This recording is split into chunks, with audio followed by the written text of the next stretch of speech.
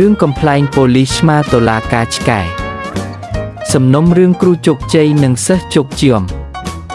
នៅសាលាក្តីសត្វធាតុលោកចៅក្រមអាបូលឆ្កែប៊ុលដុកកំពុងអង្គុយលើកៅអីខ្ពស់សម្លឹងមើលទៅចុងចោតនិងដាមបណ្ដឹងតាមរយៈវ៉ែនតាធ្លាក់ចុះមកចុងច្រមុះ1ការចាប់ខ្លួនពីប៉ូលីសឆ្មា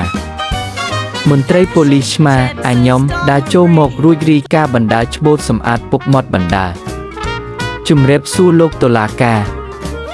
យប់មិញយើងបានឃាត់ខ្លួនគ្រូសេហាឆ្មាព្រៃពីបទបោកប្រាស់សត្វទតីគាត់បើកវគ្គបង្រៀនឈ្មោះថាជារបៀបចាប់កណ្ដុរដោយមិនបាច់ប្រើក្រញាំប៉ុន្តែលទ្ធផលគឺសិស្សម្នាក់របួសពេញខ្លួន2ដាំបណ្ដឹងសិស្សជោគជាមដាំបណ្ដឹងអាបូលឆ្កែញញក់ដើរឡើងមកទាំងរំបងពេញខ្លួនយំខ្សឹកសួរលោកតុលាការ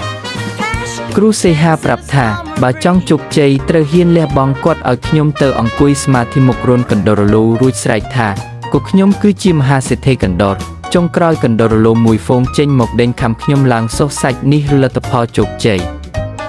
ជោគជាមឈាមពេញខ្លួនវិញទេលោកការដោះស្រាយរបស់គ្រូជោគជ័យគ្រូសេហាចុងចោតឈោចង់ក្បិនរៀបរូបពីជាអ្នកប្រាជ្ញរួចឆ្លើយតបលោកតុលាការដែលសិស្សបូលជោគជាមមិនមែនមកពីមេរៀនខ្ញុំទេគឺមកពី mindset របស់គាត់មិនទាន់បើកចំហកណ្ដុរខាំគឺជាធម្មពលចវាលគូសាឡបងការអត់ធ្មត់បើមិនជោគជាមតើស្គាល់ពាក្យជោគជ័យយ៉ាងម៉េចបើចង់ក្លាយជាស្ដេចឆ្កែត្រូវហ៊ានឲ្យកណ្ដុរខាំ4សាលក្រុមតុលាការឆ្កែចៅក្រុមអាបូលលើកញួរឈើមកគូសតូផាំងរួចប្រកាសស្ដាប់សាលក្រមក្នុងនាមខ្ញុំជាតុលាការឆ្កែខ្ញុំយល់ថាគ្រូសេហាពិតជាមានកំហុសបង្រៀនឆ្កែឲ្យទៅសូត្រធម៌ដាក់កណ្ដុរវាខុសច្បាប់ធម្មជាតិ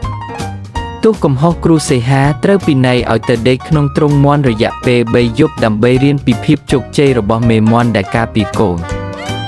សិស្សបូលត្រូវបញ្ឈប់ការរៀនតាមអនឡាញហើយទៅរៀនដេញឆ្មាវិញដើម្បីស្ដារកិត្តិយសពូជអម្បូរឆ្កែឡើងវិញប៉ូលីសឆ្មាអាញ៉ុំលួចសាច់ម្នាក់ឯងរួចខ្សឹបដាក់ត្រចៀកគ្រូសេហាថាបើចង់ជោគជ័យមែនទែនកុំបង្រៀនឆ្កែមកបង្រៀនឆ្មាដូចគ្នាឲ្យចេះស៊ីបាយកញ្ចប់មិនបាច់ដេញកណ្ដុរនាំតែហត់